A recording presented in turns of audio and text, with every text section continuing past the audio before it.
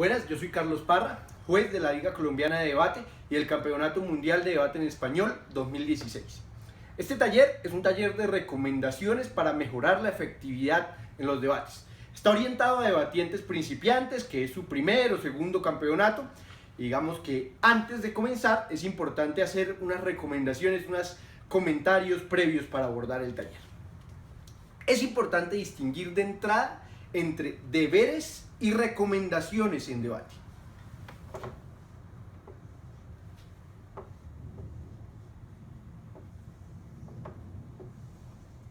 Los deberes están por excelencia descritos únicamente en el reglamento. Y el reglamento dice lo que los participantes pueden y no pueden hacer durante la competencia. Su cumplimiento o incumplimiento tiene las características de una obligación. ¿Qué quiere decir esto? Que en caso de en que los participantes incumplan, genera una sanción. Existen algunos deberes de forma y deberes de fondo. Por ejemplo, todos los participantes tienen que hablar un tiempo de 7 minutos. Eso es un deber de forma. Pero también hay deberes de fondo. Por ejemplo, todos los participantes, excepto los dos últimos oradores, tienen que incluir carga argumentativa. Es un deber de fondo. Las características, repito nuevamente, es que generan una sanción. Y la sanción está estipulada en el reglamento. Ahora, una recomendación es algo que el debatiente no debe, sino que puede hacer. Y se mide en términos de la efectividad. Dijimos sobre los deberes que estaban en el reglamento. Las recomendaciones pueden estar en el reglamento o pueden estar en otras fuentes. En clases como esta, en libros, en recomendaciones de otros participantes. Algunas están, por ejemplo, en el reglamento. Ya más adelante las abordamos. Su incumplimiento no tiene las características que sí tiene el incumplimiento de una obligación. No es que su incumplimiento genere una sanción, sino que su incumplimiento o cumplimiento afecta la efectividad del debate. Y eso depende de cómo lo juzgue el juez. Hay algunas recomendaciones de forma, otras recomendaciones de fondo. Por ejemplo, de forma, se recomienda a todos los participantes que utilicen un lenguaje no verbal que les facilite demostrar sus argumentos.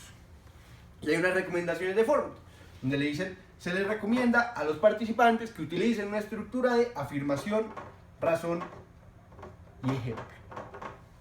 En este taller nos vamos a concentrar en las recomendaciones, no en los deberes del debate, en esta parte del debate, en aquellas cosas que los participantes pueden utilizar para mejorar la efectividad de sus debates. De esto desprendemos dos, consecuencias. Al ser sugerencias, no significa que cumplirlas o incumplirlas genere una consecuencia automática. No es que por yo utilizar estas recomendaciones tengo el derecho de decir yo gané automáticamente el debate, o no es que porque alguien dejó de utilizar estas recomendaciones perdió automáticamente el debate. Son recomendaciones que afectan la posibilidad, la efectividad en términos de cómo lo juzga el juez. Entonces, ahora lo que vamos a analizar son 5 recomendaciones del libro Ganar Debates de Steven Johnson, de algunos capítulos complementadas con algunas experiencias de debates. Pero entonces, antes de ver recomendaciones en términos de estrategia, hay que preguntarnos ¿para qué la estrategia? ¿Para qué? ¿Cuál es mi objetivo a la hora de tomar decisiones antes, durante el debate? Los jueces pueden tomar 4 decisiones sobre mi equipo. Me pueden dar un primer lugar, un segundo lugar, un tercer lugar, un cuarto lugar. Y así con todos los equipos. Les pueden dar primer, segundo, tercero. Con esto tenemos 16 posibilidades de configurar el debate. Lo que yo quiero como participante es tener la mayor posibilidad de que me ubiquen en el primer lugar y la menor posibilidad que me ubiquen en el último lugar.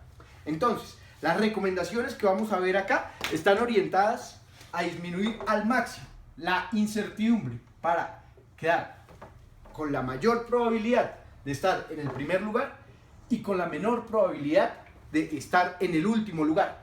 Como lo vimos antes, no es que las recomendaciones sean fórmulas matemáticas que si yo las implemento como una receta, automáticamente voy a obtener el primer lugar, o que si las dejo implementar, automáticamente voy a tener el último lugar. Pero sí aumento la probabilidad que tengo de lograr una mejor calificación por parte del juez, de disminuir la incertidumbre y aumentar la certeza sobre mi resultado en el debate. Primera recomendación: argumente desde la escala de valores propia, pero además argumente desde la escala de valores de su contraparte.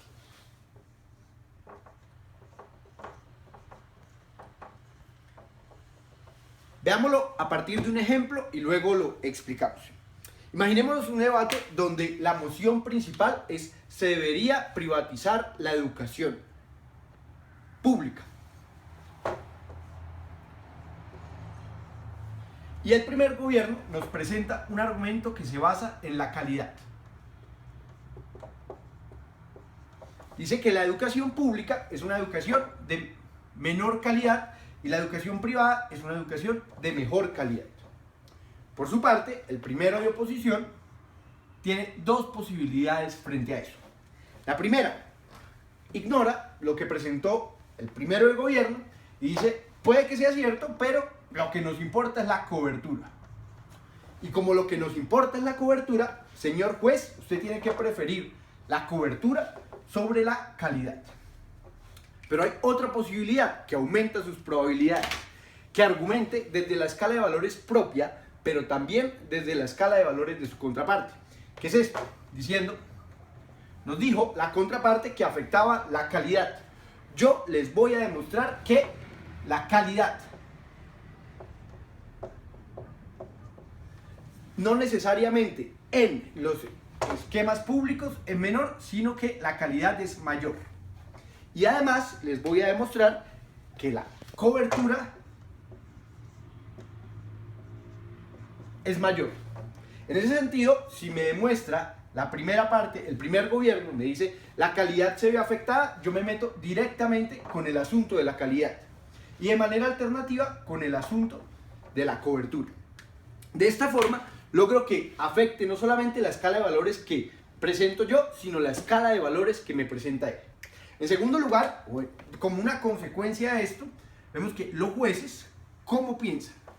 Generalmente los jueces tienen una escala de valores que previamente consideran importante en términos de relevancia. Digamos que hay unos jueces que consideran algunos aspectos más relevantes que otros. Han visto que, por ejemplo, en un debate con dos jueces experimentados, es posible que el juez A tenga una decisión distinta que el juez B, incluso siendo un debate muy claro para las partes.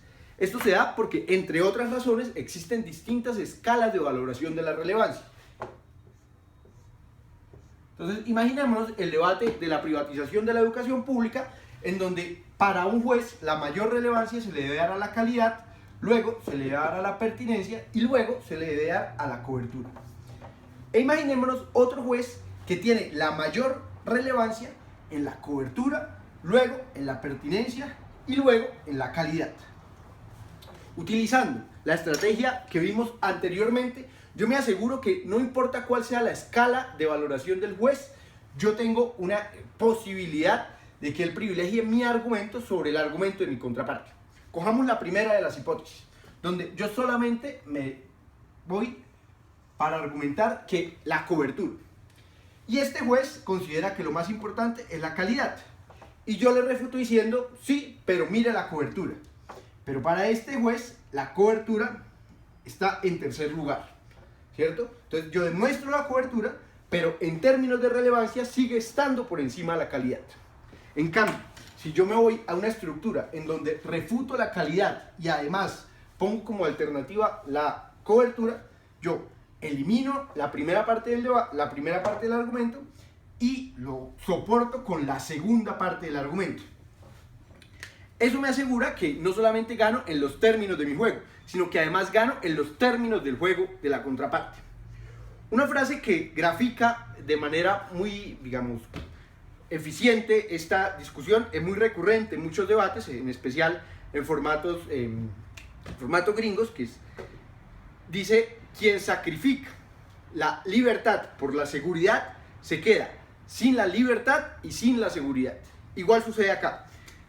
Podríamos decir: quien sacrifica la calidad por la cobertura se queda sin la calidad y sin la cobertura.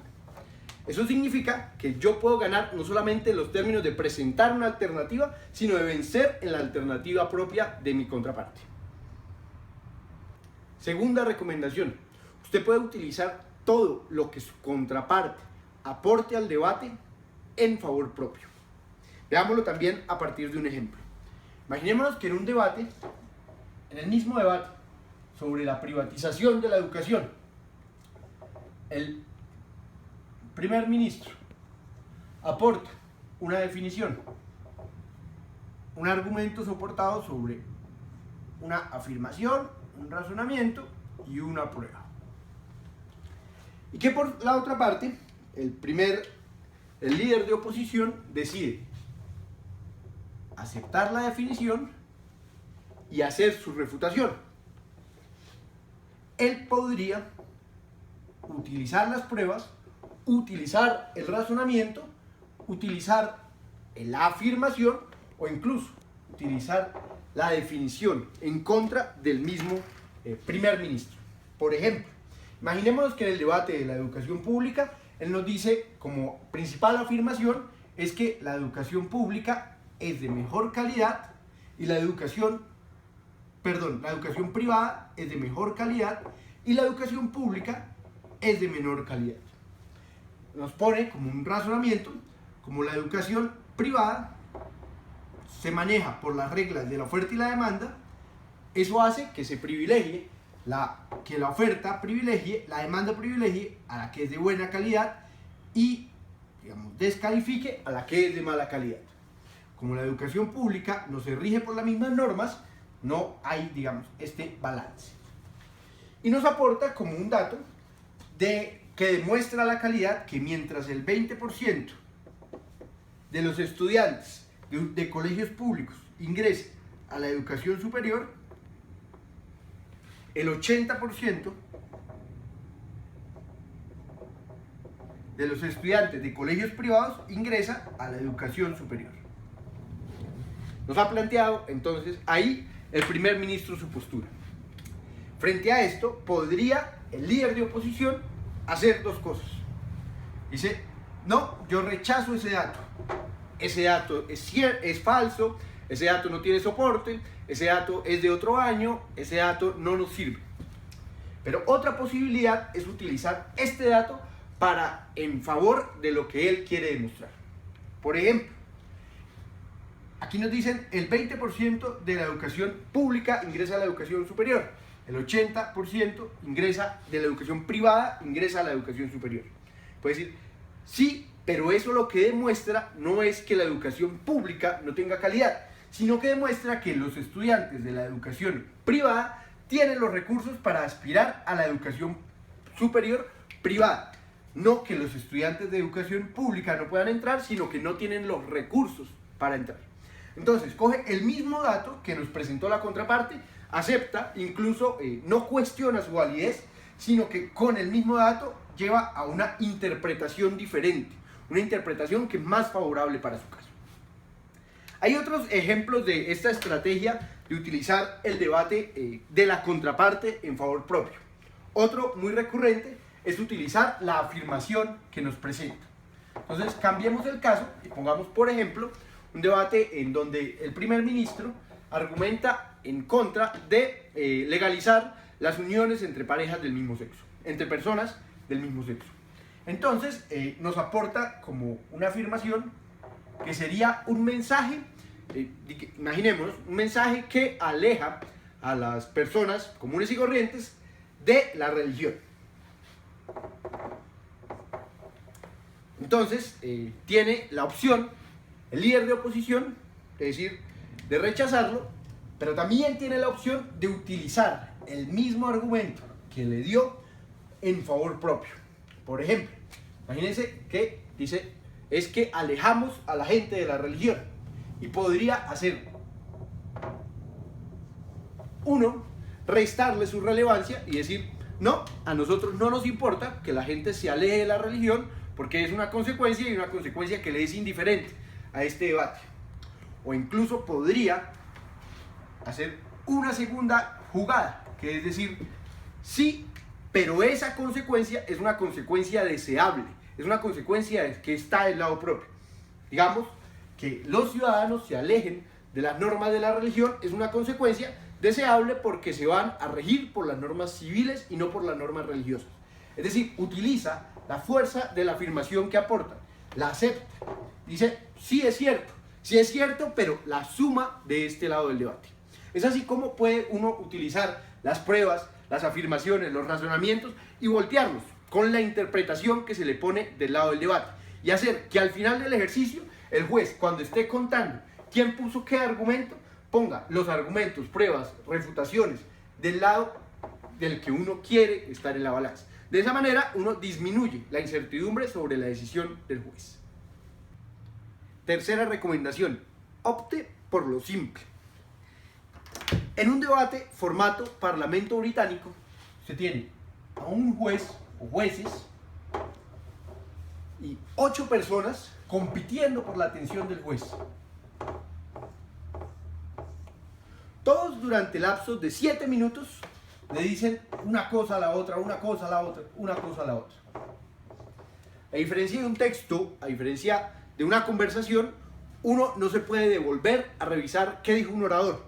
Tampoco puede preguntarle, oiga, ¿qué fue lo que dijo? Es un ejercicio de una sola vez, lo dijo, y si acaso puede aclararlo, pero en su mismo discurso, sin que nadie le pregunte. O incluso podría, por ejemplo, aclararlo en un punto de información. Pero en la misma dinámica del debate es un ejercicio unidireccional. Solo ellos le hablan a los jueces. Nunca hay una devolución previa, nunca hay un ejercicio en donde el juez le dice, yo pienso que esto, yo pienso que lo otro. El único ejercicio de devolución es la retroalimentación al final del debate. Entonces, cuando todos están luchando por la atención, por la memoria, por la, digamos, la relevancia, en los términos del juzgamiento, pasan 3 cosas. Todos luchan porque los recuerden.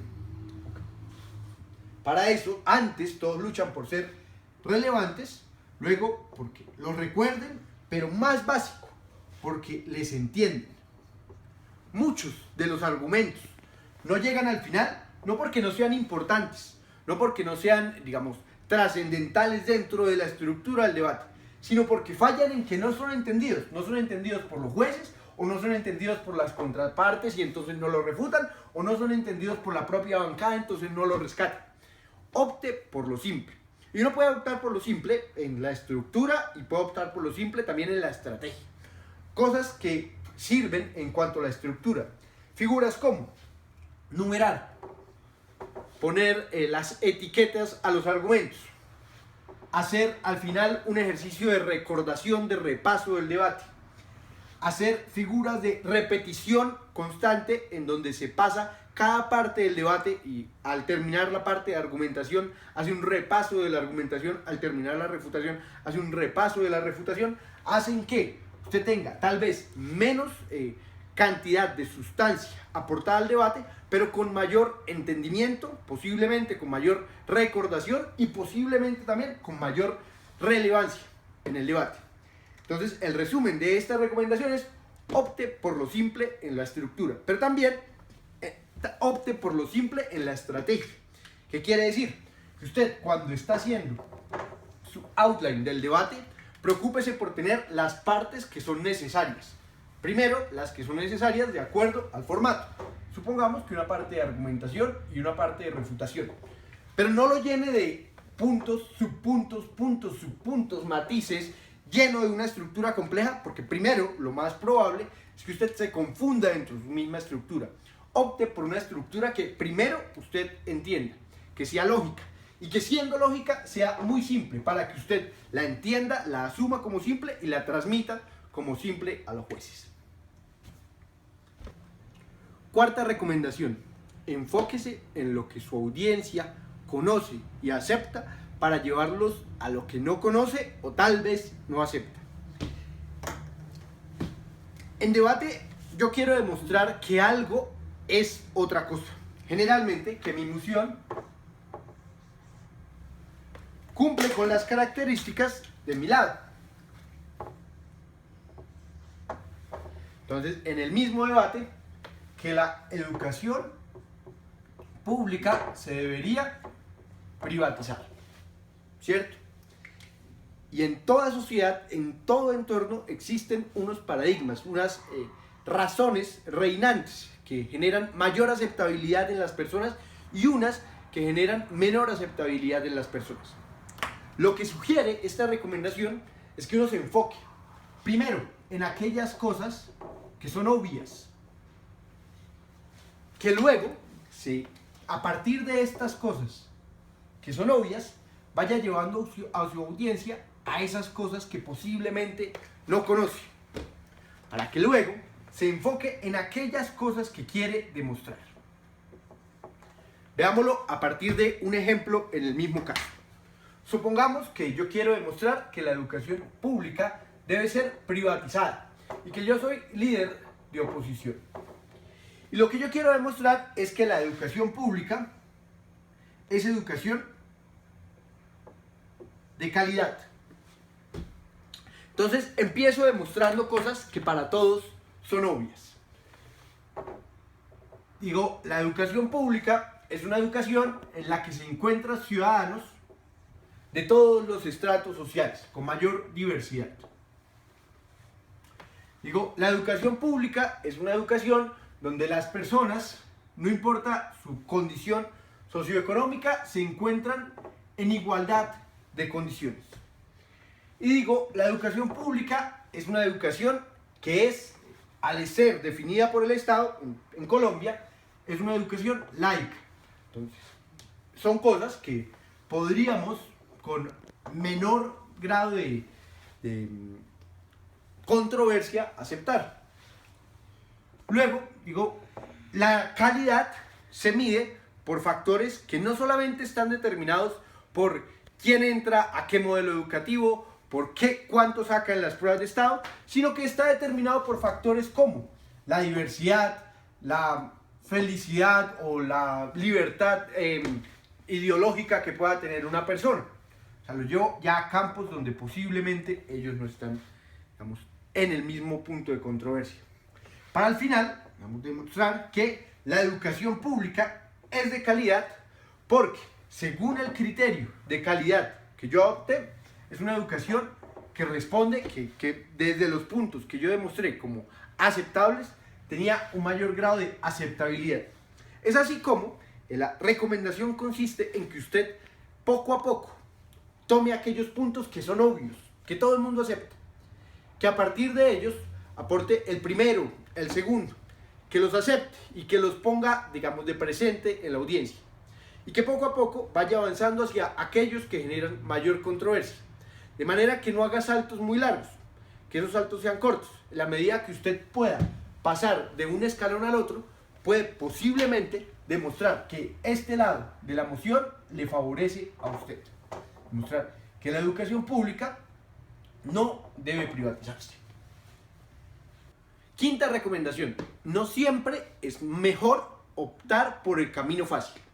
Y esta aplica especialmente para primer ministro y líder de oposición. Imaginémonos un caso en donde hay una moción y el primer ministro, como según lo define el reglamento, tiene la posibilidad de definir y aportar sus argumentos. Él tiene la opción de definir dentro del margen de apreciación que le dan las normas, de una forma que a él le resulte muy fácil o de una forma que resulte justa en términos del debate. Lo que recomienda esta sugerencia es que se enfoque en definir de la manera más justa, más adecuada. Igual aplica para el líder de oposición. Él podría optar por objetar, en todo caso, la definición del debate y decir: no importa si es una definición dentro del margen de apreciación que me dan las normas, yo opto por refutar la definición. Eso hace que las partes se concentren en lograr una ventaja estratégica sobre su contraparte desde el punto de vista técnico, pero no desde el punto de vista sustantivo de la argumentación. Entonces, por ejemplo, imaginémonos un debate que dice, esta casa aprobaría la eutanasia. Y dentro del margen de apreciación, el primer ministro opta por hablar de la eutanasia de personas mayores de edad.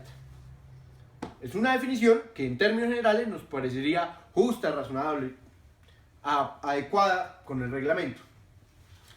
Supongamos que el primer ministro tiene una segunda opción, una que le resulta más fácil y riesgosa en términos del reglamento, que es definir, prohibiría la eutanasia en personas menores de 7 años. Entonces, en estos términos, lleva al debate en un punto muy puntual, en donde incluso se podría debatir según las definiciones del reglamento, pero supongamos que el reglamento lo acepta. Lo que sucedería, según esta recomendación, es que él lleva el debate a su lado, pero con una ventaja técnica que obtuvo a través de modificar dentro del margen de apreciación la moción para que le resulte favorable. Lo que esta recomendación dice es que cuando se desequilibra la balanza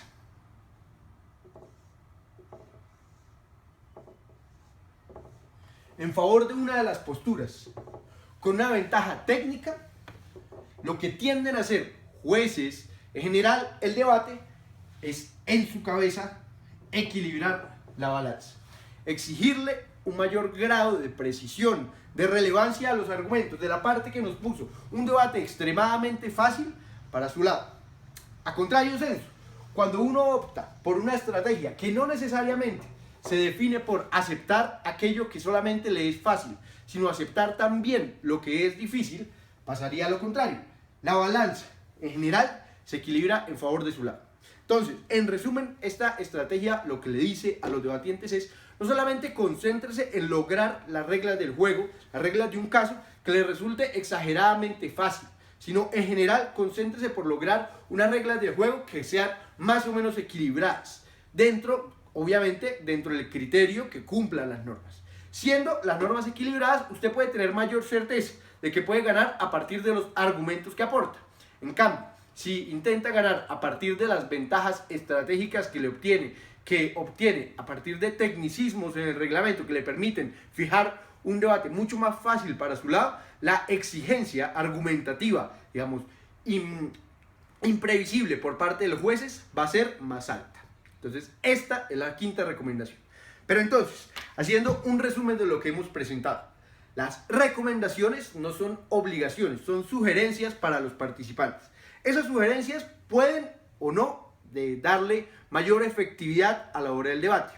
Depende que se utilicen los términos en las condiciones adecuadas. Algunas de las sugerencias que presentamos es que 1.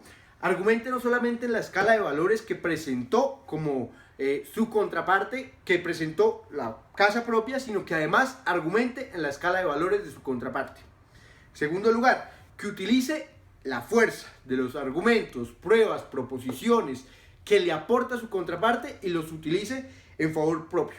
En tercer lugar, que se concentre en lo simple tanto en la estructura como en lo simple como en la estrategia.